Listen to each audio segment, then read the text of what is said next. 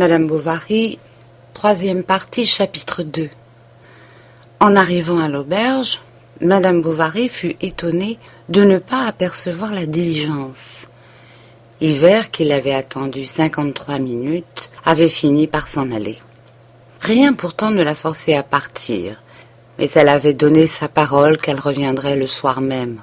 D'ailleurs, Charles l'attendait. Et déjà elle se sentait au cœur cette lâche docilité qui est pour bien des femmes comme le châtiment tout à la fois et la rançon de l'adultère. Vivement elle fit sa malle, paya la note, prit dans la cour un cabriolet et pressant le palefrenier, l'encourageant, s'informant à toute minute de l'heure et des kilomètres parcourus, parvint à rattraper l'hirondelle vers les premières maisons de Quincampoix. À peine assise dans son coin, elle ferma les yeux et les rouvrit au bas de la côte, où elle reconnut de loin Félicité, qui se tenait en vedette devant la maison du maréchal. Hivert retint ses chevaux, et la cuisinière, se haussant jusqu'au vasistas, dit mystérieusement « Madame, il faut que vous alliez tout de suite chez monsieur Homais, c'est pour quelque chose de pressé. » Le village était silencieux comme d'habitude. Au coin des rues, il y avait des petits tas roses qui fumaient l'air, c'était le moment des confitures, et tout le monde à Yonville confectionnait sa provision le même jour. Mais on admirait devant la boutique du pharmacien un tas beaucoup plus large et qui dépassait les autres de la supériorité qu'une officine doit avoir sur les fourneaux bourgeois, un besoin général sur des fantaisies individuelles. Elle entra. Le grand fauteuil était renversé et même le fanal de Rouen gisait par terre, étendu entre les deux pilons. Elle poussa la porte du couloir et au milieu de la cuisine, parmi les jarres brunes pleines de groseilles égrenées, du sucre râpé, du sucre en morceaux, des balances sur la table, des bassines sur le feu, elle aperçut tous les Homais, grands et petits, avec des tabliers qui leur montaient jusqu'au menton et tenant des fourchettes à la main. Justin, debout, baissait la tête, et le pharmacien criait. « Qui t'avait dit de l'aller chercher dans le Capharnaüm ?»« Qu'est-ce donc? Qu'y a-t-il ?»« Ce qu'il y a, répondit l'apothicaire. On fait des confitures. Elles cuisent, mais elles allaient déborder à cause du bouillon trop fort, et je commande une autre bassine. Alors lui, par mollesse, par paresse, a été prendre suspendu à son clou dans mon laboratoire la clé du Capharnaüm. » L'apothicaire appelait ainsi un cabinet sous les toits, plein des ustensiles et des marchandises de sa profession. Souvent, il y passait seul de longues heures à étiqueter, à transvaser, à reficeler. Et il le considérait non comme un simple magasin, mais comme un véritable sanctuaire, d'où s'échappaient ensuite, élaborées par ses mains, toutes sortes de pilules, bols, tisanes, lotions et potions, qui allaient répandre aux alentours sa célébrité. Personne au monde n'y mettait les pieds, et il le respectait si fort qu'il le balayait lui-même. Enfin, si la pharmacie, ouverte à tout venant, était l'endroit où il étalait son orgueil, le Capharnaüm était le refuge où, se concentrant égoïstement, Homais se délectait dans l'exercice de ses prédilections. Aussi l'étourderie de Justin lui paraissait-elle monstrueuse d'irrévérence, et plus rubicond que les groseilles, il répétait « Oui, du Capharnaüm, la clé qui enferme les acides avec les alcalis caustiques. Avoir été prendre une bassine de réserve, une bassine à couvercle, et dont jamais peut-être je me servirai. Tout a son importance dans les opérations délicates de notre art. Mais que diable, il faut établir des distinctions et ne pas employer à des usages presque domestiques ce qui est destiné pour les pharmaceutiques. C'est comme si on découpait une poularde avec un scalpel, comme si un magistrat... « Mais calme-toi, disait madame Homais. Et Athalie, le tirant par sa redingote. « Papa, papa !»« Non, laissez-moi, reprenait l'apothicaire. « Laissez-moi. Fichtre, autant s'établir épicier, ma parole d'honneur. Allons, va, ne respecte rien, casse, brise, lâche les sangsues, brûle la guimauve, marine des cornichons dans les bocaux, lacère les bandages. » Vous aviez pourtant, dit Emma, tout à l'heure, sais-tu à quoi tu t'exposais? N'as-tu rien vu dans le coin, à gauche sur la 3e tablette? Parle, réponds, articule quelque chose. Je ne sais pas, balbutia le jeune garçon. Ah, tu ne sais pas? Eh bien, je sais, moi.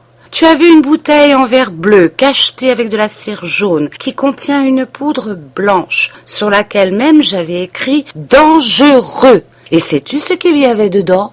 De l'arsenic. Et tu vas toucher à cela, prendre une bassine qui est à côté. À côté? S'écria madame Homais en joignant les mains. De l'arsenic? Tu pouvais nous empoisonner tous. Et les enfants se mirent à pousser des cris comme s'ils avaient déjà senti dans leurs entrailles d'atroces douleurs. Ou bien empoisonner un malade, continuait l'apothicaire. Tu voulais donc que j'allasse sur le banc des criminels, en cour d'assises, me voir traîner à l'échafaud? Ignores-tu le soin que j'observe dans les manutentions, quoique j'en ai cependant une furieuse habitude?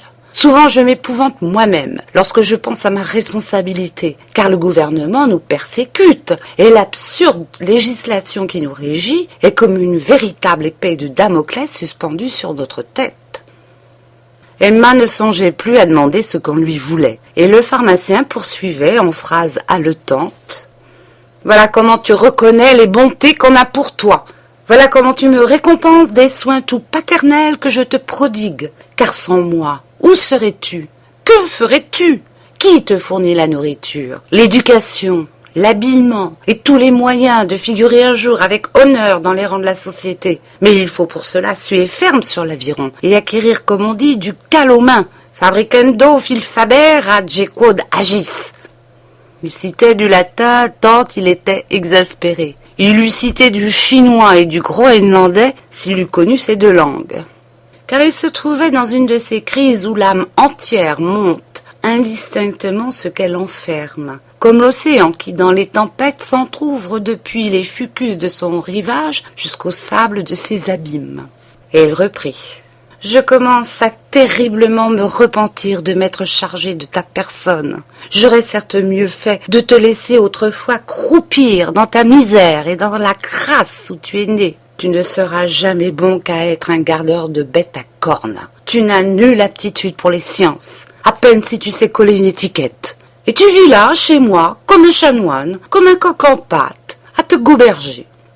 Mais Emma, se tournant vers madame Homais, on m'avait fait venir... « Ah, mon Dieu !» interrompit d'un air triste la bonne dame. « Comment vous dirais-je bien... C'est un malheur. » Elle n'acheva pas. L'apothicaire tonnait. « Vide-la, écure-la, reporte-la, dépêche-toi donc !» Et secouant Justin par le collet de son bourgeron, il fit tomber un livre de sa poche. L'enfant se baissa, Homais fut plus prompt, et ayant ramassé le volume, il le contemplait, les yeux écarquillés, la mâchoire ouverte. « L'amour conjugal ?» dit-il en séparant lentement ces deux mots. « Ah, très bien, très bien, très joli. Et des gravures. Ah, c'est trop fort. » Madame Homais s'avança. « Non, n'y touche pas. » Les enfants voulurent voir les images. « Sortez !» fit-il impérieusement, et ils sortirent. Il marcha d'abord de long en large, à grands pas, gardant le volume ouvert entre ses doigts, roulant les yeux, suffoqué, tuméfié, apoplectique. « Mais tu as donc tous les vices, petit malheureux. Prends garde, tu es sur une pente. Tu n'as donc pas réfléchi qu'il pouvait, ce livre infâme, tomber entre les mains de mes enfants, mettre l'étincelle dans leur cerveau, ternir la pureté d'Athalie, corrompre Napoléon? Il est déjà formé comme un homme. Es-tu bien sûr au moins qu'il ne l'ait pas lu? Peux-tu me certifier? Mais enfin, monsieur, fit Emma, vous aviez à me dire. C'est vrai, madame, votre beau-père est mort. En effet, le sieur Bovary père venait de décéder l'avant-veille tout d'un coup d'une attaque d'apoplexie au sortir de table, et par excès de précaution pour la sensibilité d'Emma, Charles avait prié M. Homais de lui apprendre avec ménagement cette horrible nouvelle. Il avait médité sa phrase, il l'avait arrondie, polie, rythmée. C'était un chef-d'œuvre de prudence et de transition, de tournure fine et de délicatesse, mais la colère avait emporté la rhétorique. Emma, renonçant à avoir aucun détail, quitta donc la pharmacie, car M. Homais avait repris le cours de ses vitupérations. Il se calmait cependant et à présent il grommelait d'un ton paterne tout en s'éventant avec son bonnet grec. « Ce n'est pas que je désapprouve entièrement l'ouvrage. L'auteur était médecin. Il y a là-dedans certains côtés scientifiques qu'il n'est pas mal à un homme de connaître, et j'oserais dire qu'il faut qu'un homme connaisse. Mais plus tard. Attends du moins que tu sois homme toi-même et que ton tempérament soit fait. » Au coup de marteau d'Emma, Charles, qui l'attendait, s'avança les bras ouverts et lui dit avec des larmes dans la voix « Ah, ma chère amie !» Et il s'inclina doucement pour l'embrasser. Mais au contact de ses lèvres, le souvenir de l'autre la saisit et elle se passa la main sur son visage en frissonnant. Cependant, elle répondit « Oui, je sais. » Il lui montra la lettre où sa mère narrait l'événement sans aucune hypocrisie sentimentale. Seulement elle regrettait que son mari n'eût pas reçu les secours de la religion, étant mort à Doudeville dans la rue, sur le seuil d'un café, après un repas patriotique avec d'anciens officiers. Emma rendit la lettre, puis au dîner, par savoir-vivre, elle affecta quelque répugnance. Mais comme il la reforçait, elle se mit résolument à manger, tandis que Charles, en face d'elle, demeurait immobile, dans une posture accablée. De temps à autre, levant la tête, il lui envoyait un long regard, tout plein de détresse. Une fois, il soupira. « J'aurais voulu le revoir encore ?» Elle se taisait. Enfin, comprenant qu'il fallait parler, « Quel âge avait-il, ton père ?»« 58 ans. »« Ah !» Et ce fut tout. Un quart d'heure après, il ajouta « Ma pauvre mère, que va-t-elle devenir à présent ?» Elle fit un geste d'ignorance. À la voir si taciturne, Charles la supposait affligée, et il se contraignait à ne rien dire, pour ne pas aviver cette douleur qui l'attendrissait. Cependant, secouant la sienne, « T'es-tu bien amusée hier ?» demanda-t-il. « Oui. » Quand la nappe fut ôtée, Bovary ne se leva pas. Emma non plus. Et à mesure qu'elle l'envisageait, la monotonie de ce spectacle bannissait peu à peu tout apitoiement de son cœur. Il lui semblait chétif, faible, nul, enfin être un pauvre homme de toutes les façons. Comment se débarrasser de lui? Quelle interminable soirée! Quelque chose de stupéfiant comme une vapeur d'opium l'engourdissait. Ils entendirent dans le vestibule le bruit sec d'un bâton sur les planches. C'était Hippolyte qui apportait les bagages de madame. Pour les déposer, il décrivit péniblement un quart de cercle avec son pilon.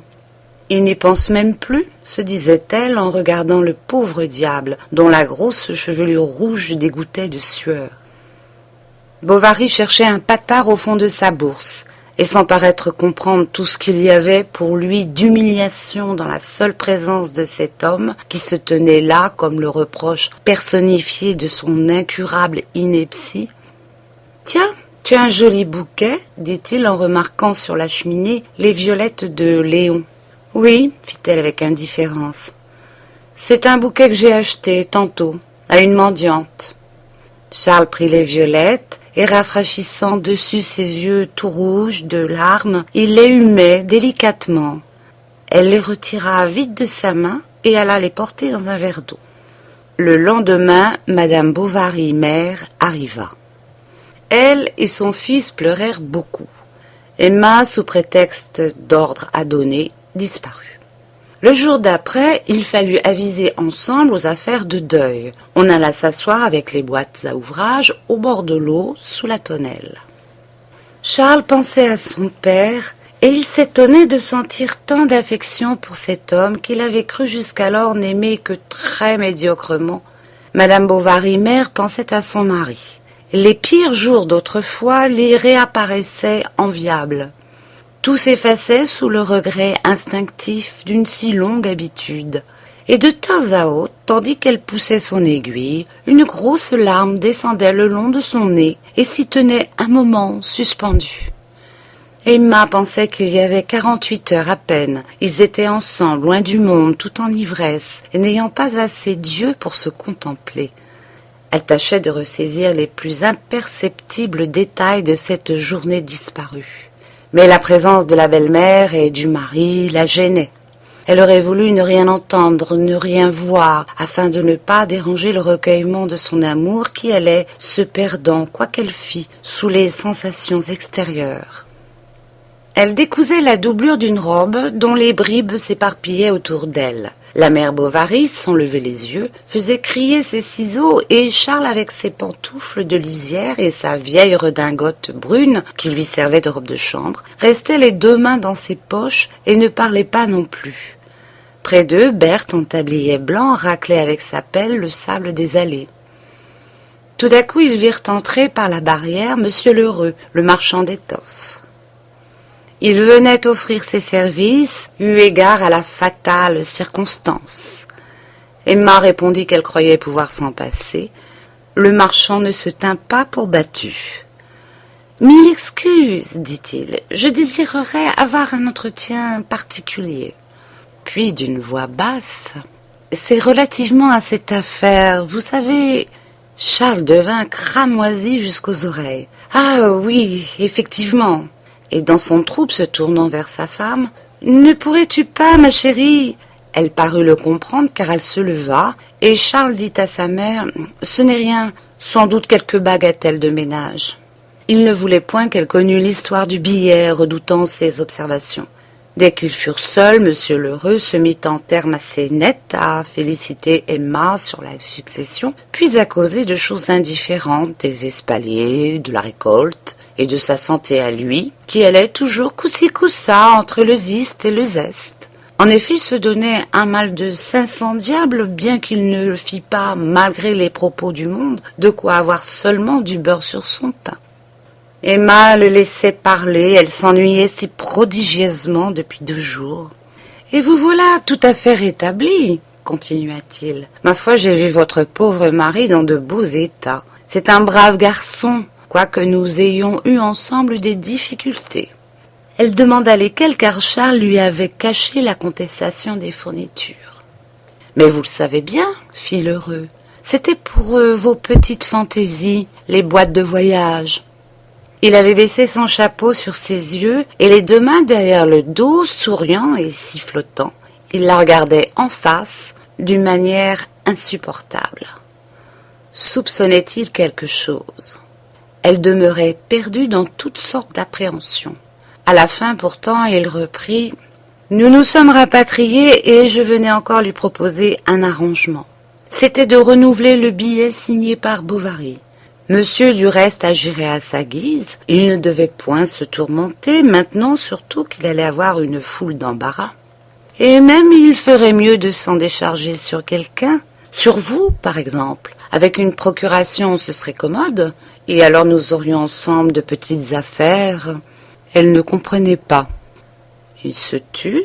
Ensuite, passant à son négoce, Lheureux déclara que madame ne pouvait se dispenser de lui prendre quelque chose. Il lui enverrait un barège noir, 12 mètres, de quoi faire une robe. Celle que vous avez là est bonne pour la maison. Il vous en faut une autre pour les visites. J'ai vu ça, moi, du premier coup, en entrant. J'ai l'œil américain. Il n'envoya point d'étoffe. Il la porta. Puis il revint pour l'aunage. Il revint sous d'autres prétextes, tâchant chaque fois de se rendre aimable, serviable, symphéodant, comme eût dit Homais, et toujours glissant à Emma quelques conseils sur la procuration. Il ne parlait point du billet. Elle n'y songeait pas. Charles, au début de sa convalescence, lui en avait bien conté quelque chose, mais tant d'agitation avait passé dans sa tête qu'elle ne s'en souvenait plus.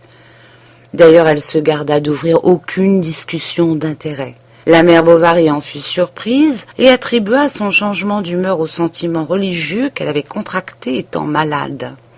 Mais dès qu'elle fut partie, Emma ne tarda pas à émerveiller Bovary par son bon sens pratique. Il allait falloir prendre des informations, vérifier les hypothèques, voir s'il y avait lieu à une licitation ou une liquidation.